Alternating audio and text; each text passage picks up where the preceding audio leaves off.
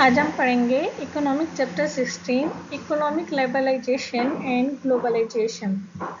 When India became independent in 1947, our government accepted the path of planning to achieve speedy economic development. It took over the charge of achieving speedy economic development by implementing 5-year plans, one after the other. Monetary policy, fiscal policy, and industrial policy have been announced for this. Although many of these plans were completed, success was not attained in achieving economic development in true sense.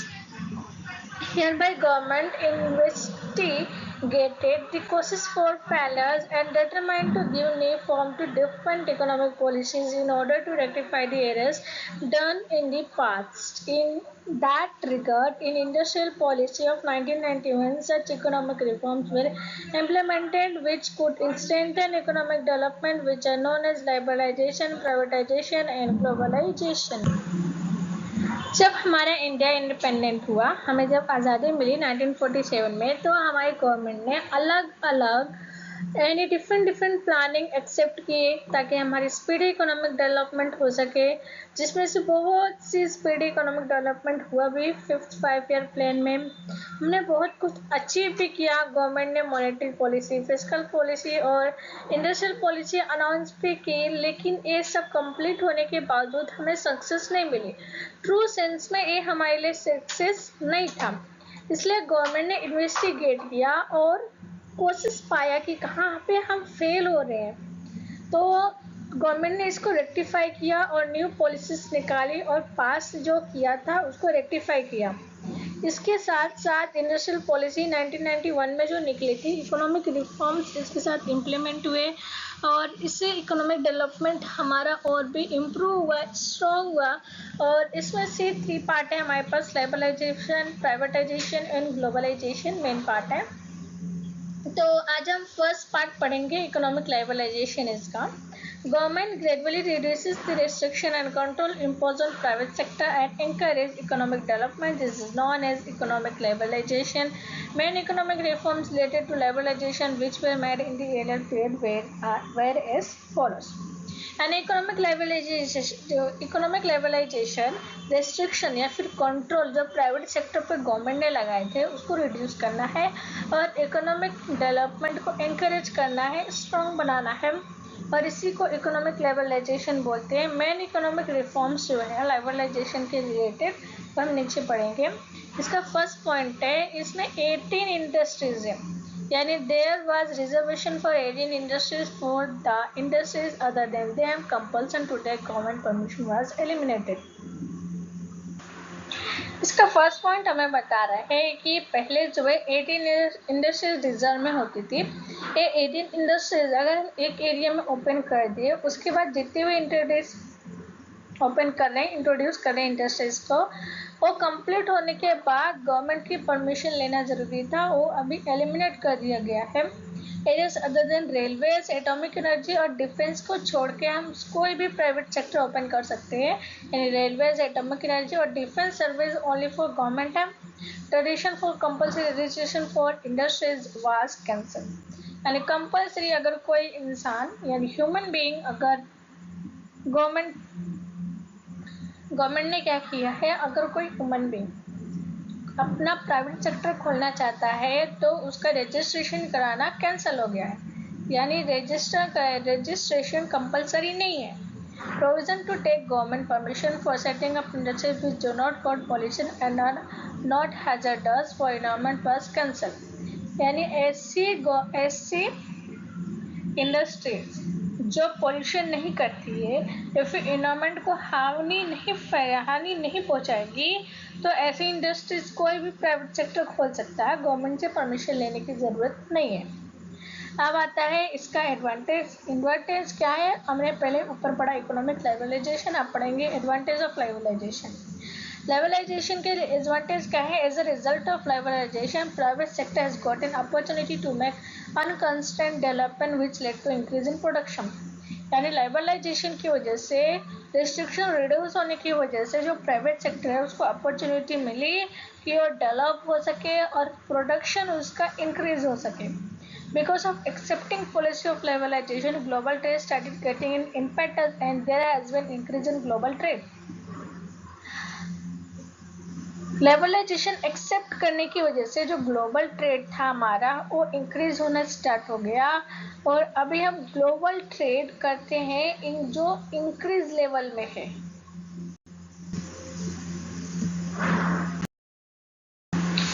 अब इसी का government permission was eliminated. अभी हम इसके advantage का third point पढ़ेंगे. Because of increase in foreign trade there has been increase in reserve of foreign exchange. यानी foreign जो था वो इंक्रीज होने की वजह से हम फॉरेन एक्सचेंज को रिजर्व कर सकते हैं. यानी जो बाहर की मनी है वो हमारी इंडिया में आ सकती है और उससे हमारी इनकम भी बढ़ेगी, हमारी इकोनॉमी भी स्ट्रांग होगी. Internal infrastructure facilities increase due to liberalisation. Liberalisation की वजह से हमारी जो इंफ्रास्ट्रक्चर फैसिलिटीज थी वो भी इंक्रीज हो रही है. Infrastructural facilities means roadways, railways etcetera. Disadvantage of liberalisation. इसके डिसएडवांटेज क्या है? In spite of decrease in restriction monopoly could not be check. Restriction decrease होने की वजह से मोनोपोली चेक नहीं की जा सकती. As focus has only been paid on industrial sector, India has remained backward in development in agriculture field. Private sector increase होने की वजह से जो इंडस्ट्रियल सेक्टर है वो ज़्यादातर जो प्राइवेट सेक्टर है इंडस्ट्रियल सेक्टर में जाता है, तो इंडस्ट्रियल सेक्टर में वो ज़्यादा फोकस करते हैं, जिसकी वजह से जो हमारी एग्रीकल्चर फील्ड है वो हमारी पीछे हो रही है, बैकवर्ड हो रही है, उसका डेवलपमेंट नहीं हो रहा है. जबकि हमारी जो इंडिया में 70% पॉपुलेशन है वो एग्रीकल्चर फील्ड पे डिपेंड करता है. There has been increase in disparity of income. अब इधर जो है इनकम में भी डिस्पैरिटी हो रहा है.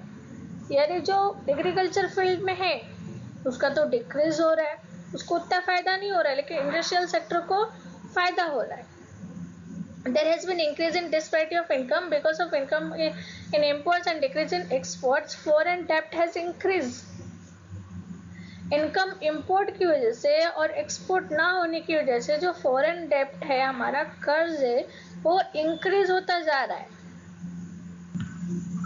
एग्रीकल्चर जो फील्ड है वो सबसे ज़्यादा इंडिपेंडेंट हुए हैं, सबसे ज़्यादा जो एग्रीकल्चर फील्ड है 70% हमारा एक्सपोर्ट जो है एग्रीकल्चर से होता था वो अभी कुछ 13-14% ही रह गया है, जिसकी वजह से हमारा डेप्ट इंक्रीज हो रहा है. हम कर्ज बन रहे हैं, कर्जदार हो रहे हैं दूसरी कंट्रीज के. इसलिए जो लिबरलाइजेशन है उसका जितना भी एडवांटेज है उससे ज़्यादा हमारे लिए डिसएडवांटेज है. क्योंकि एग्रीकल्चर में अगर हम 1 लाख स्पेंड कर रहे हैं तो एग्रीकल्चर में 1 लाख स्पेंड कर रहे हैं तो 40,000 लोगों को एम्प्लॉयमेंट मिलेगा. वही इंडस्ट्रीज में अगर 1 लाख हम स्पेंड कर रहे हैं तो ओनली 500 लोगों को एम्प्लॉयमेंट मिलेगा. इसलिए लिबरलाइजेशन जितना एडवांटेज है उतना ही इसका डिसएडवांटेज भी है. नेक्स्ट पार्ट है हमारा privatisation. Privatisation means the process in which ownership and management of industrial unit under state hand over और transfer to the private sector is called privatisation.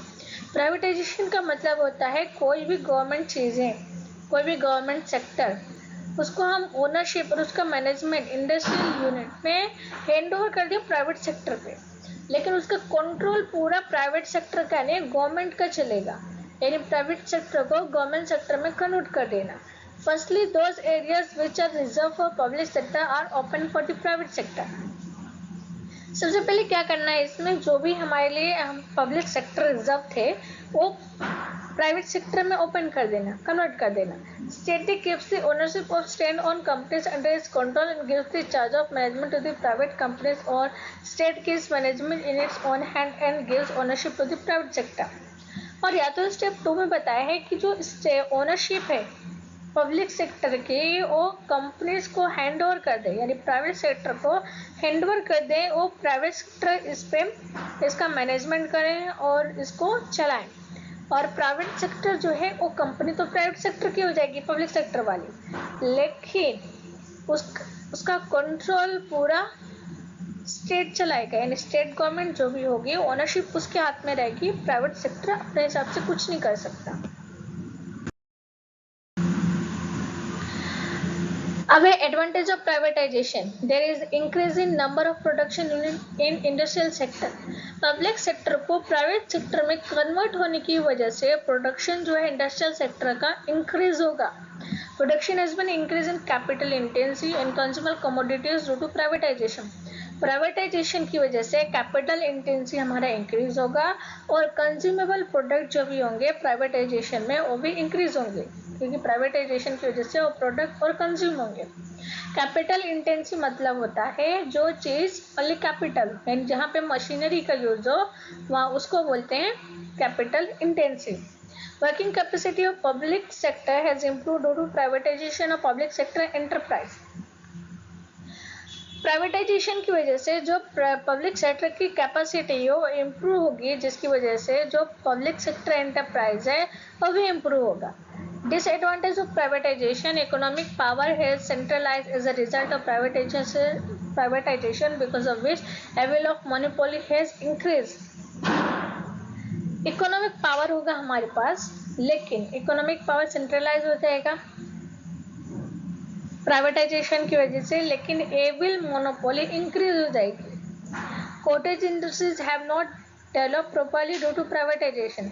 जो कॉटेज इंडस्ट्रीज थी, छोटी मोटी इंडस्ट्रीज, कैसे मिट्टी के बर्तन जो बनाते हैं ये सब पीछे हो जाएंगे प्राइवेटाइजेशन की वजह से. इंडस्ट्रीज ओनली डेवलप होगी और सिर्फ लार्ज इंडस्ट्रीज को बेनिफिट मिलेगा प्राइवेटाइजेशन की वजह से. Price have not remain under control due to privatisation. This has led to problem of price rise. Privatisation की वजह से प्राइस राइज होगा, यानी प्राइस इंक्रीज हो जाएगी, महंगाई बढ़ेगी. तो ये भी हमारे लिए डिसएडवांटेज है कि हर कोई वो प्राइस अफोर्ड नहीं कर सकता. नेक्स्ट आता है हमारा थर्ड पॉइंट, ग्लोबलाइजेशन.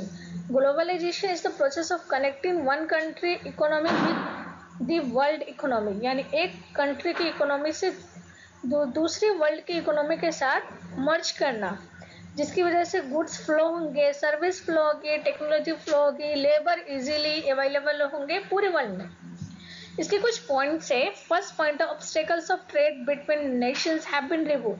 ऑब्स्टेकल यानी जो भी बाधा होगी ट्रेड में, जो हम ट्रेड करते हैं ना एक कंट्री से दूसरी कंट्री के साथ, तो जो ऑब्स्टेकल है, बाधा है, वो रिड्यूस हो जाएगी. यानी हम इजीली अपने बॉर्डर पे या फिर अपने बॉर्डर से दूर भी किसी भी कंट्री के साथ ट्रेड कर सकते हैं. सेकेंड पॉइंट है, such a condition has been created so that capital exchange can easily take place between two nations. और ग्लोबलाइजेशन की वजह से कैपिटल एक्सचेंज भी हो सकता है, यानी एक जगह से दूसरी मनी इजीली ट्रांसफर हो सकती है. थर्ड पार्ट है इसका, obstacles in way of exchange of technology has been remove. यानी टेक्नोलॉजी जो है, जो टेक्नोलॉजी ऑब्स्टेकल बनती है, बाधा बनती है दो कंट्री के बीच में एक्सचेंज होने में, वो भी रिमूव हो जाएगी. फ्री एक्सचेंज ऑफ लेबर में भी there among different nations of the world. यानी लेबर इजीली हमें हर जगह मिल जाएंगे, इसका फ्रीली एक्सचेंज हो जाएगा ग्लोबलाइजेशन की वजह से. ग्लोबलाइजेशन के कुछ इफेक्ट है. Mix effect of globalisation has been there in Indian economy. Indian economy में कुछ इसके मिक्स इफेक्ट है, इसके एडवांटेज एंड डिसएडवांटेज अभी हम पढ़ेंगे. इसका एडवांटेज का फर्स्ट पॉइंट है, फॉरेन डायरेक्ट इन्वेस्टमेंट यानी एफडीआई को इंकरेज होगी, स्ट्रॉन्ग बनेगी ग्लोबलाइजेशन की वजह से. देन गुड्स जो प्रोड्यूस हो रहे हैं कंट्रीज में, वो इजीली ग्लोबलाइजेशन की वजह से, एक कंट्री में अगर गुड्स प्रोड्यूस हो रहा है तो दूसरी कंट्री में इजीली वो हम उसको सेंड कर सकते हैं, इजीली वहाँ पे अवेलेबल हो सकता है. जैसे अगर एक कंट्री में कोई गुड प्रोड्यूस हो रहा है, क्रॉप ही ग्रो हो रहा है, तो दूसरी कंट्री में अगर वो क्रॉप नहीं ग्रो हो रहा है तो हम उसको इजीली ट्रांसफर कर सकते हैं. Developing countries like India can withstand competition at international level due to globalization. जैसे डेवलपिंग कंट्री है इंडिया, हमारे इंडिया, वो कंपटीशन में इजीली स्टैंड हो सकती है इंटरनेशनल लेवल पे, वो ग्लोबलाइजेशन में स्टैंड कर सकती है, कंपटीशन दे सकती है. और इंडिया अभी दे भी रही है ज़्यादातर चीज़ों में. जो क्रॉप्स है उसमें इंडिया ग्लोबल लेवल पे कंपटीशन दे रही है, सेकंड नंबर पे है. डिसएडवांटेज क्या है ग्लोबलाइजेशन का? Expected success has not been attained in finding solution to the problems of poverty and unemployment due to globalisation. Globalisation से हमें सक्सेस तो मिलेगी, लेकिन उतनी सक्सेस नहीं मिलेगी. क्योंकि जो भी सॉल्यूशंस, हमें सॉल्यूशंस किस लिए चाहिए, किस प्रॉब्लम का सॉल्यूशन चाहिए, हमें पॉवर्टी और अनएम्प्लॉयमेंट जो ग्लोबल प्रॉब्लम है उसका सॉल्यूशन नहीं मिल सकता। क्योंकि अगर हमने इंडस्ट्रियली डेवलप हुए, हम इंडस्ट्रियली डेवलप हुए अगर हम इंडस्ट्रियली डेवलप हुए तो हमें उसमें कैपिटल चाहिए। इंडस्ट्रियली अगर हम डेवलप होना चाहते हैं तो कैपिटल इंटेंसिव होगा, जबकि हमारा जो इंडिया है वो लेबर इंटेंसिव है। हमारे इंडिया की पॉपुलेशन ज़्यादा है तो उसके लिए लेबर इंटेंसिव ज़्यादा बेटर पड़ेगा, क्योंकि ग्लोबलाइजेशन की वजह से, प्राइवेटाइजेशन की वजह से जो हमारा इंडिया वो पीछे हो जाएगा, क्योंकि इधर कैपिटल इंटेंसिव नहीं लेबर इंटेंसिव चाहिए। जस्ट बिकॉज ओवर पॉपुलेशन की वजह से अगर हम मशीनरी का ज़्यादा यूज़ करेंगे तो पॉवर्टी ज़्यादा होगी और अनएम्प्लॉयमेंट भी इंक्रीज होगा। Developing countries acquiring proper benefit of increase in export which they should have acquired. जो डेवलपिंग कंट्रीज है वो प्रॉपर बेनिफिट नहीं पा रहे हैं एक्सपोर्ट में, जो उन्हें होना चाहिए, जो उनको बेनिफिट होना चाहिए, क्योंकि डेवलपिंग कंट्रीज में पॉवर्टी और अनएम्प्लॉयमेंट बहुत बड़ी प्रॉब्लम होती है। लार्ज स्केल इंडस्ट्रीज को ज़्यादा बेनिफिट होगा, जबकि जो स्मॉल स्केल इंडस्ट्रीज है उनको लेस बेनिफिट होगा ग्लोबलाइजेशन की वजह से। World trade organisation WTO, world trade organisation establish हुई थी 1 जनवरी 1995 में, जो member nations of United Nation ने की थी। इसका हेडक्वार्टर जो है जेनेवा में है, स्विट्जरलैंड में। इसके कुछ ऑब्जेक्टिव्स है जो हम नीचे पढ़ेंगे। फर्स्ट ऑब्जेक्टिव है इसका to remove obstacles influencing global trading. Global trading को रोकने के लिए जो ऑब्स्टेकल है उसको रिमूव करना। To remove protection policy given to industries to country foreign trade, जो प्रोटेक्शन पॉलिसी है उसको रिमूव करना जो इंडस्ट्रीज को दिया जाता है कंट्री फॉरेन एक्शंस के लिए। To coordinate with global trade policy and economic policy, global trade policy से कोऑर्डिनेट यानी मर्ज करना, एक साथ आना और इकोनॉमिक पॉलिसी को स्ट्रॉन्ग बनाना। अब एक फोर्थ पॉइंट है इसका, to solve the trade related disputes arising in the world. जो भी ट्रेड रिलेटेड प्रॉब्लम आती है उनको सोल्व करना। अब इसके कुछ फंक्शंस है। टू सेट अप पर required structure for implementation of agreement related to multinational trade and agreement related to it, यानी जो अभी इंस्ट्रक्शन हमें चाहिए इम्प्लीमेंट करने के लिए एग्रीमेंट के लिए, मल्टीनेशनल ट्रेड करने के लिए, यानी 2-3 कंट्रीज के साथ मर्ज होने के लिए, उनके साथ ट्रेड में शामिल होने के लिए, उससे रिलेटेड हमें पूरा स्ट्रक्चर मिलेगा। World Trade Organization plays a vital role for the debate and negotiation for multinational trade. World trade organisation जो है बहुत ही इंपॉर्टेंट रोल प्ले करता है डिबेट और नेगोशिएशन में मल्टीनेशनल ट्रेड पे। WTO इंकरेज करता है अनबेस्ड इंटरनेशनल ट्रेड। WTO जो है इंकरेज करता है अनबेस्ड इंटरनेशनल ट्रेड, यानी भेदभाव ना हो जिसमें डिफरेंट नेशंस फॉलो करते हैं अपनी अपनी नेशनल पॉलिसी जो ऑब्जर्व की जाती है, सजेस्ट की जाती है और इम्प्रूवमेंट भी होता है। इम्पैक्ट ऑन इंडियन इकोनॉमी पे क्या इम्पैक्ट हुआ है। India is a member of this WTO organisation since its inception, so what will be the impact of the organization on India or which type of benefit would India acquire are discussed below। अभी India को इसमें कौन से type के member है WTO में, कब से है और क्या इम्पैक्ट पड़ा है इंडिया के ऊपर, कौन कौन से बेनिफिट मिले हैं, कौन से टाइप के मिले इंडिया को, अभी हम नीचे पढ़ेंगे। फर्स्ट पॉइंट है इसका, India's contribution to world trade was 5% और export have increase and tremendously due to increase in international trade. As a result of India's contribution in world trade has increased to 1%। India का जो contribution है world trade में वो 5% है और जो export है वो इजीली हमारा इंक्रीज होता जा रहा है, जिसकी वजह से जो इंटरनेशनल ट्रेड है वो इंडिया में, वर्ल्ड ट्रेड में इंडिया 1% कंट्रीब्यूट करता है।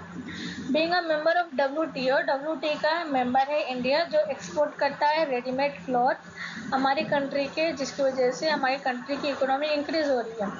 WTO के मेंबर होने की वजह से इंडिया इतना एबल है कि वो इजीली कोई भी एग्रो प्रोडक्ट एक्सपोर्ट कर सके, एक कंट्री से दूसरी कंट्री तक पहुंचा सके. Due to increase in export, pressure on import has reduced and foreign investment has increased in foreign exchange. Increase export में इंक्रीज होने की वजह से जो प्रेशर था इंडिया का इंपोर्ट करने का और रिड्यूस हो गया है फॉरेन इन्वेस्टमेंट होने की वजह से. Thus, as a member of World Trade Organization, India will not only get above mentioned but benefit also has to comply with some conditions. It is especially depend on how fast India increases its infrastructure facilities and how developed countries treat India. अब हम देखते हैं कि India कैसे world trade organisation का member ही नहीं बना बल्कि उससे बेनिफिट भी लिया, कुछ कंडीशन में कंप्ले भी हुआ. Specially India it is specially depend on fast है इंडिया की इकोनॉमी, इस पर डिपेंड करता है कि इंडिया ने कैसे इंक्रीज किया इंफ्रास्ट्रक्चर फैसिलिटीज और डेवलप कंट्रीज उसके साथ कैसे ट्रीट करती है. फर्स्ट आता है हमारे पास sustainable development. According to the definition of sustainable development is the development which meets the needs of present generation without compromising with the ability of future generation to meet their own needs. Sustainable development का meaning होता है जो हमारे पास अभी चीज़ें हैं वो चीज़ों का यूज़ करना, बिना फ्यूचर जनरेशन की जो चीज़ें उन्हें कॉम्प्रोमाइज़ करना, with the ability of future generation to meet their own needs. Sustainable development का मीनिंग होता है कि ये जो डेवलपमेंट है वो डेवलप हो, उसकी नीड्स पे मिले, हमें ज़रूरत भी पूरी हो, लेकिन without compromising with the ability of future generation, और फ्यूचर जनरेशन के लिए भी बचा के रखें. दस the idea of sustainable development develop, जिसकी वजह से जो आइडिया है सस्टेनेबल डेवलपमेंट का वो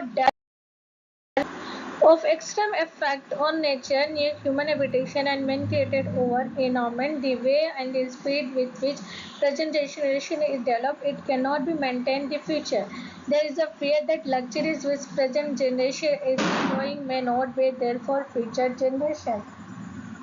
यानी इधर बोल रहे हैं कि जिस तरह से स्पीड वे में प्रेजेंट जनरेशन डेवलप हो रही है और फ्यूचर जनरेशन के लिए मेंटेन नहीं हो रही है, यहाँ पे फिर डर है कि अगर लग्जरीज जो प्रेजेंट जनरेशन है लग्जरी लाइफ जिएगी, एंजॉय करेगी, तो फ्यूचर जनरेशन के लिए कुछ नहीं बचेगा. There is a tremendous decrease in natural resources due to economic development and their quality is also deteriorated. Economic development की वजह से हमारी जो इकोनॉमिक डेवलपमेंट की वजह से जो नेचुरल रिसोर्सेज था वो बहुत ज़्यादा डिक्रीज हो गया है और उसकी क्वालिटी भी डेटेरियोट बिगड़ गई है. इस कंडीशन में there is a need to change the idea of development. अब इधर ज़रूरत है कि हम जो हमारा आइडिया था डेवलपमेंट का उसे चेंज करें. आइडिया जो है सस्टेनेबल डेवलपमेंट का स्टडी किया गया है क्योंकि जो प्रेजेंट डेवलपमेंट है उसका एनवायरनमेंट पे बहुत ज़्यादा इफेक्ट पड़ रहा है. Following strategies should be adapted for conservation and preservation of natural resources. इसका फर्स्ट पॉइंट है renewable natural resources like cultivable farm, forests, water resources should be used in such a way that the quality is maintained and non-renewable natural resources like coal, petroleum, minerals should be used judiciously. यानी जो renewable resources है जैसे farm, forest, water resources, उनको हम ऐसे use करें कि उनकी क्वालिटी मेंटेन्ड हो, बिगड़े ना. और जो नॉन रेन्यूएबल रिसोर्सेज है जो एक्सटेंट हो सकते हैं जैसे कोल, पेट्रोलियम, मिनरल्स, इनको जुडिशियसली यानी सही मात्रा में यूज़ करें. Industrial location should be decided on this basis of lesser transportation cost. A sincere attempt should be made to achieve eco-friendly development. यानी ज़्यादा नॉन रेन्यूएबल रिसोर्सेज कोल और पेट्रोलियम यूज़ ना हो, इसलिए हम इंडस्ट्रियल लोकेशन जो है ऐसी रखें जहाँ पे ट्रांसपोर्टेशन कॉस्ट कम लगे और हमें जल्दी से जल्दी सक्सेस मिले, हम अचीव हो और इको फ्रेंडली डेवलपमेंट हो. Those resources can be used in more than one way, should be utilized in different ways such as different irrigation system are utilized for more than one purpose, producing electricity, flood control, transportation, etc. यानी ऐसे resources जो एक से ज़्यादा बार use हो सके, बार बार हम उसका यूज़ कर सकें, ऐसे ये रिसोर्सेज को यूटिलाइज करना यानी यूज़ करना चाहिए। जैसे डिफरेंट इरिगेशन सिस्टम है हमारे इंडिया में जो एक से ज़्यादा पर्पज़ को यूटिलाइज करता है। कैसे प्रोड्यूसिंग इलेक्ट्रिसिटी प्रोड्यूस भी होती है, फ्लड पे भी कंट्रोल होता है और ट्रांसपोर्टेशन भी चलता है। अभी हमारे पास natural resources should not be wasted, control should be laid on unplanned disposal of industrial waste, poisons, chemical, increasing slums etcetera. Natural resources को हमें वेस्ट नहीं करना चाहिए, उन्हें बचा के रखना चाहिए और जो भी कंट्रोल्स हमें कंट्रोल करना चाहिए अनप्लान्ड डिस्पोजल पे। जो भी इंडस्ट्रियल वेस्ट है, पॉइजन है, पॉइजन केमिकल जो हानिकारक है हमारे लिए, और जो स्लम्स इंक्रीज हो रही है इन पे कंट्रोल करना चाहिए। State should be laid on use of non conventional energy resources which such as solar and wind energy. और हमें स्ट्रेस जो नॉन कन्वेंशनल एनर्जी रिसोर्सेज है जैसे सोलर और विंड एनर्जी, इन्हें हमें बचा के रखना चाहिए। Step taken to protect environment, कौन कौन से स्टेप लिए गए इन्वायरमेंट को प्रोटेक्ट करने के लिए। फर्स्ट टाइम अर्थ कॉन्फ्रेंस ऑर्गेनाइज की गई थी 1972 में। ये क्वेश्चन आता है, स्टॉकहोम में आई थी जो स्वीडन में स्थित है।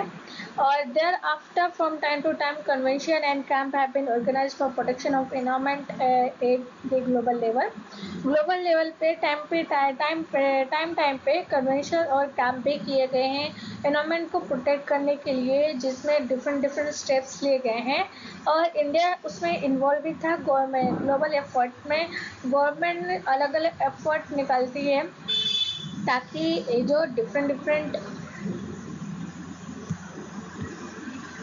गवर्नमेंट भी अलग अलग चीज़ें करती है ताकि जो नेशनल लेवल पे एफर्ट्स है उसको सही किया जा सके। फर्स्ट एग्जांपल है हमारे पास information about pollution condition of different cities of nations is presented. अभी जो है हमारे पास इंफॉर्मेशन सभी पोल्यूशन कंडीशन की है कि कौन कौन से पोल्यूशन होते हैं, कौन कौन से सिटीज़ में ज़्यादा पोल्यूशन होते हैं, नेशनल लेवल प्रेजेंट किया जाता है। सेंट्रल और स्टेट पोल्यूशन को कंट्रोल किया जाता है और कंट्रोल बोर्ड भी इस्टेब्लिश किया जाता है। 5 जून को इन्वायरमेंट डे डिक्लेयर किया गया है पूरे वर्ल्ड में और इंडिया ने पास किया है एयर पोल्यूशन एक्ट 1981 में। इंटरनेशनल एग्रीमेंट साइन हुआ है कि ओजोन लेयर को और डिटेरियोरेट ना करें और जो न्यूक्लियर वेस्ट है उन्हें हम मेंटेन करके रखें, बायोडाइवर्सिटी को मेंटेन करके रखें। ओजोन लेयर हमारे लिए बहुत इम्पोर्टेंट है। The conservation of environment is everyone's responsibility. Environment को बचाना, कंजर्व मीन्स बचाना, कंजर्व करके रखना सबकी रिस्पॉन्सिबिलिटी है। अगर हम इसे नहीं बचाएंगे, अगर हम कंट्रोल नहीं करेंगे पोल्यूशन पे, तो कोई डाउट नहीं है कि अर्थ बहुत ही जल्दी विल बी डूम्सोन, बहुत जल्दी डूम हो जाएगा। Thanks for watching. Subscribe my channel and wait for next video. Like, subscribe my channel.